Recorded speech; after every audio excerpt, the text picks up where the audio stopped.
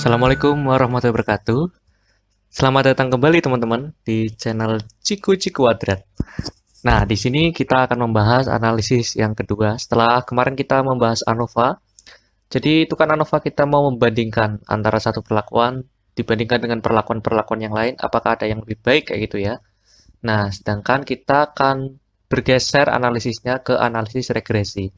Jadi di analisis regresi juga di statistika Undip dulu diajarkan ketika semester 1 awal. Jadi analisis regresi dan ANOVA itu kayak apa ya, pengetahuan dasar kayak gitu ya. Jadi emang harus tahu gitu, wajib tahu.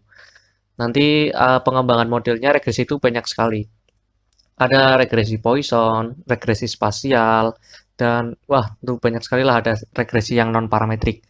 Nah, di video kali ini kita akan membahas analisis regresi yang parametrik. Kemarin kan kita membahas ANOVA. ANOVA juga statistika parametrik. Sedangkan alternatifnya yaitu Kruskal-Wallis itu statistika non-parametrik. Dan kita sudah membahas kedua metode tersebut di video yang pertama.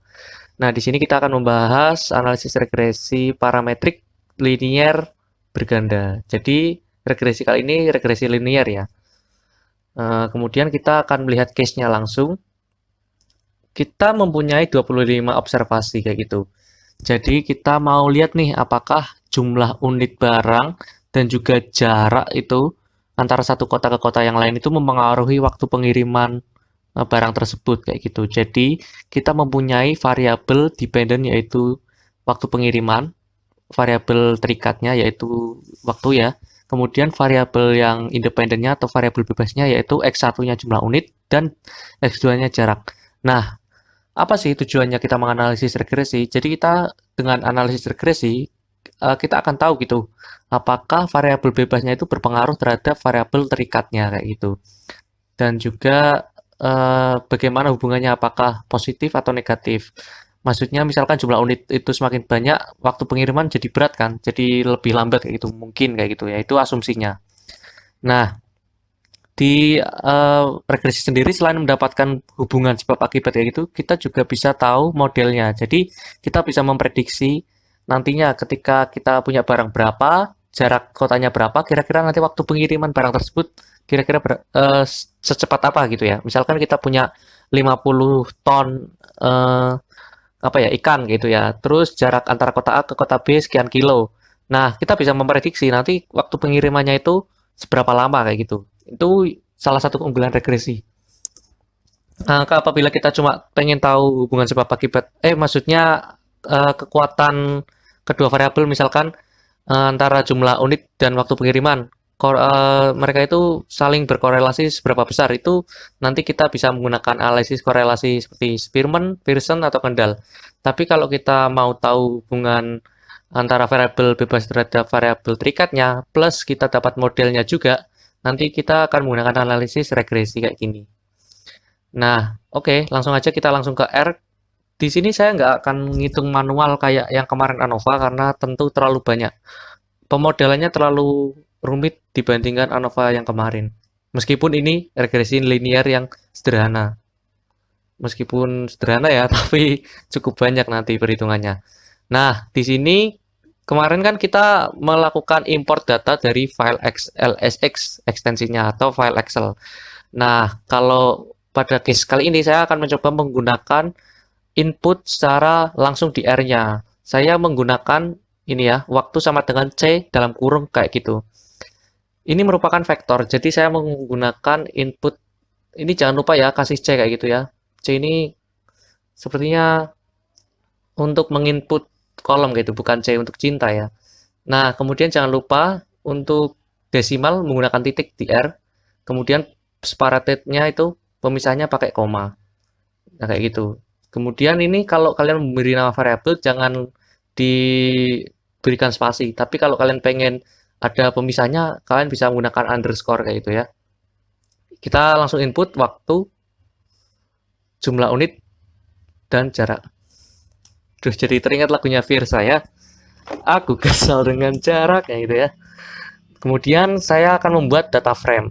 Nah, ini saya akan membuat data frame karena untuk visualisasi aja sih nanti. Kalau kalian nggak mau visualisasi, nggak perlu bikin data frame ini sebenarnya.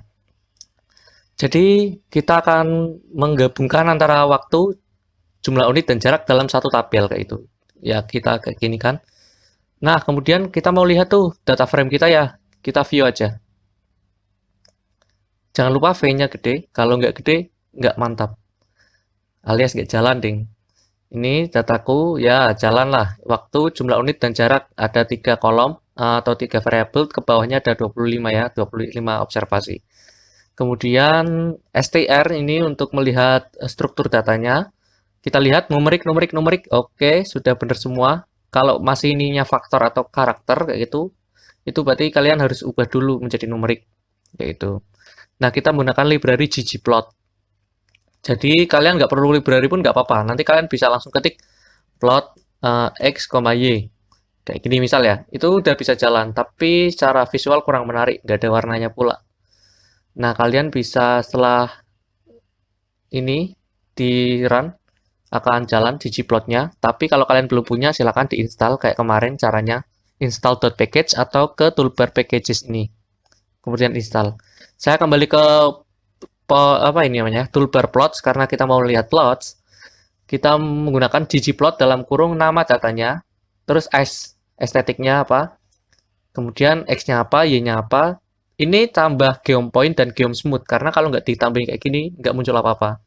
Geom point artinya kita membuat plot titik-titik kayak gitu ya. Nanti plotnya berbentuk titik-titik. Nah kalau start smooth itu untuk membuat garis bantu estimasi regresinya kayak gitu. Nanti kita lihat aja. Kita run P1, ini P2-nya sama rumusnya, sintaksnya, cuma beda ininya aja variabel.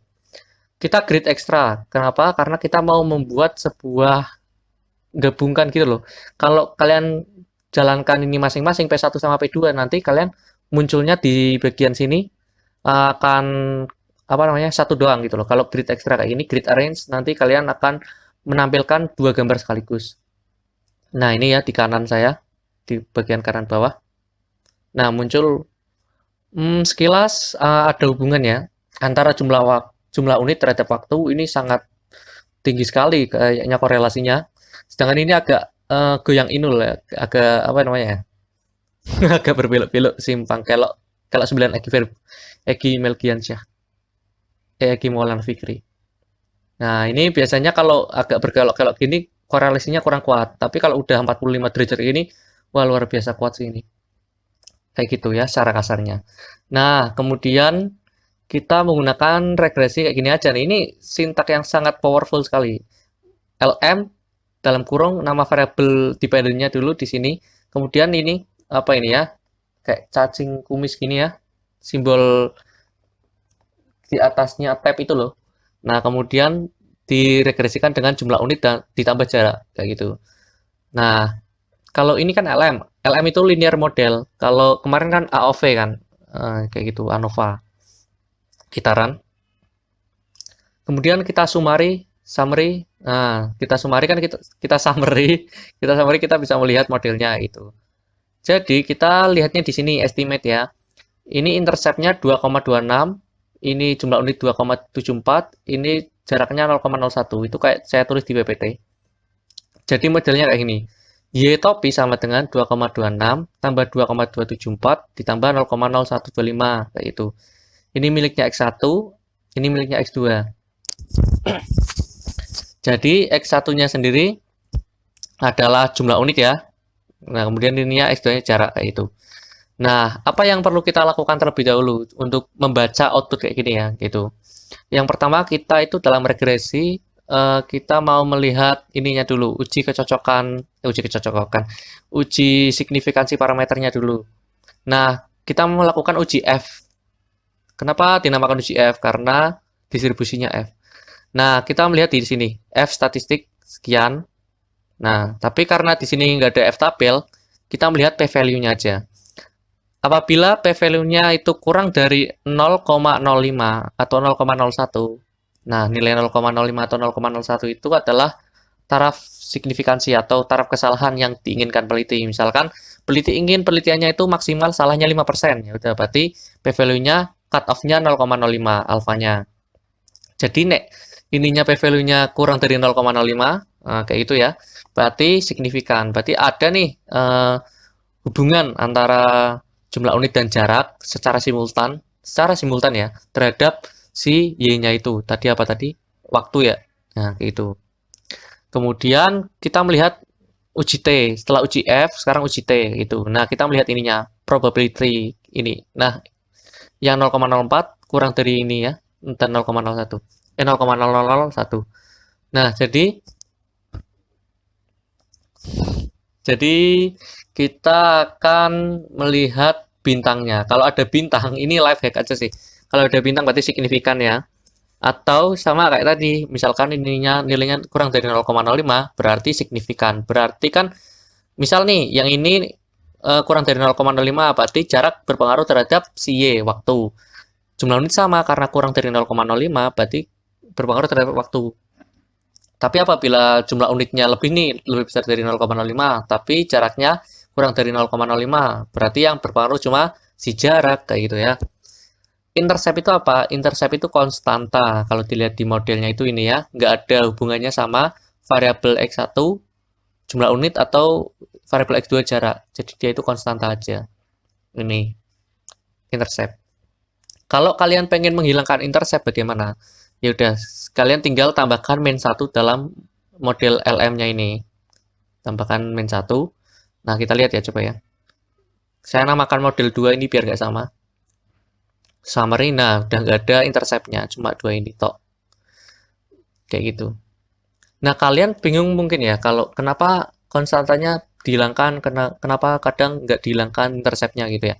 Itu tergantung peneliti aja. Biasanya kalau nilai uji T-nya itu lebih besar daripada 0,05 atau taraf kesalahan kalian, biasanya peneliti itu mengabaikan atau membuang variabel tersebut atau konstanta tersebut dari model. Karena nggak berpengaruh gitu, ngapain diikutkan.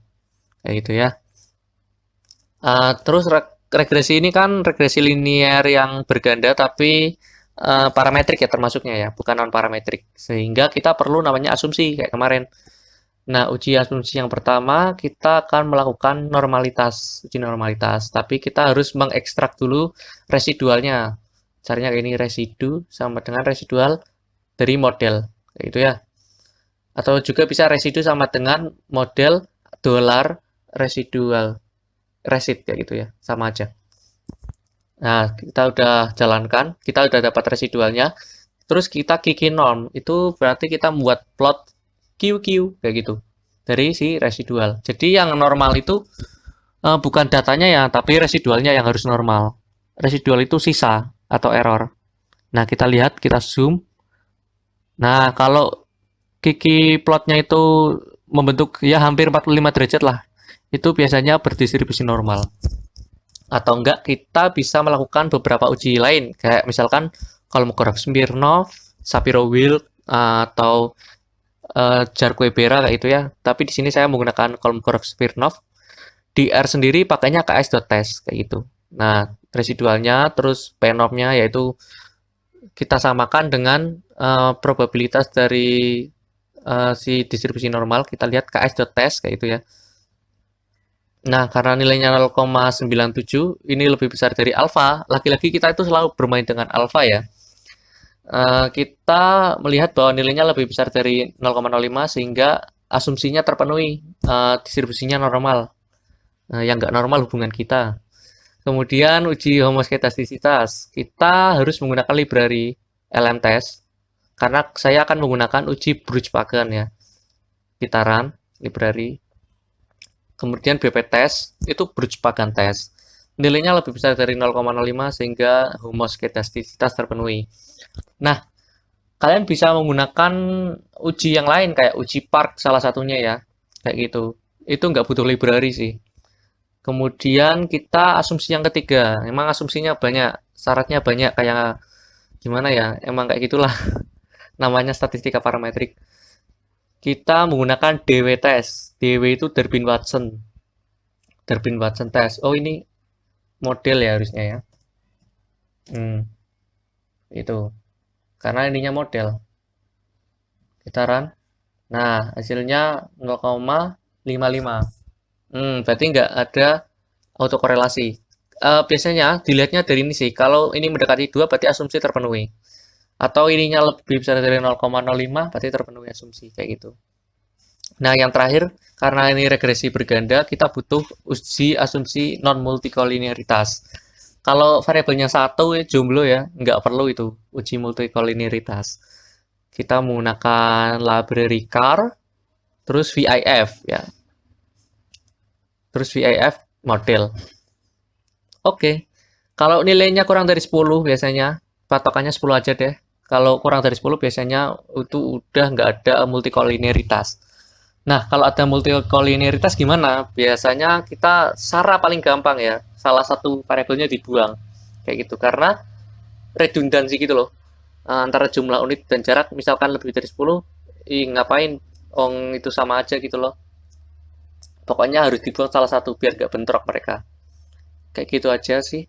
Itu kita udah membahas modelnya, asumsinya, uji F dan uji T. Itu aja sih kalau analisis regresi. Cuma perhitungan di balik komputernya itu yang lebih banyak. Makanya saya nggak kasih hitung manualnya di sini. Kalau kalian pengen ya silakan komentar saja. Nanti mungkin saya bisa buatkan secara sintaks manual atau manual Excel atau apapun lah. Secara manual, penjelasan manual seperti Anova kemarin. Oke, mungkin cukup sekian. Selanjutnya kalian bisa request metode atau komen aja lah bagaimana enaknya. Oke, see you next time. Bye bye.